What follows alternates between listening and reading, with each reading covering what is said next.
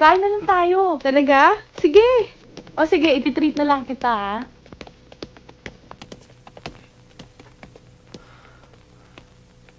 Yayayain sana kitang kumain sa labas.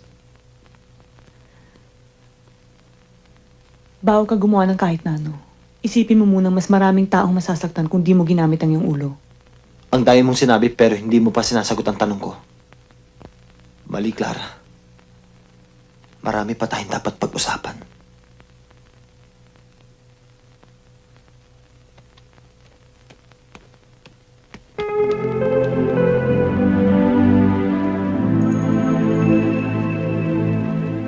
Kasi nungalingan siguro kung nag-imbento ako ng kwento ng buhay ko.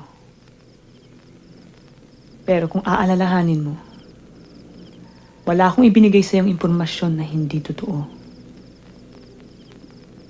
Sa dinami-dami ng trabaho, bakit yan pa ang pinasok mo? Para sa taong hindi pa nakakadanas ng gutom. Hindi pa natataranta dahil ni 5 sentimos ay walang laman ang iyong bulsa. Hindi mo ako maintindihan kahit magdamag akong magpaliwanag. Nangyari nang nangyari. Tapos na yun. Tapos na ang bahagi ng buhay kong yun. At kasama ka na rin dun. Yan din ang lagi kong inuulit-ulit sa sarili ko. Pero hindi pa pwede. Clara, hindi kita makalimutan. Iuwi mo na ako. Kahit kasipin ko ang aking asawa. Ikaw ang lagi kong iniisip. Wag! Arman, huwag ka na magsalita ng ganyan. Ayoko na ng mga pangako. Huwag mong isa-isain sa akin ang mga hinanakit mo dahil pag-uwi ko, pag nag-iisa na lang ako, naaalala ko na naman ang lahat ng mga salita mo. Bakit? Ano ba ang dahilan kung bakit ayaw mo? Dahil ayaw na kitang ibigin.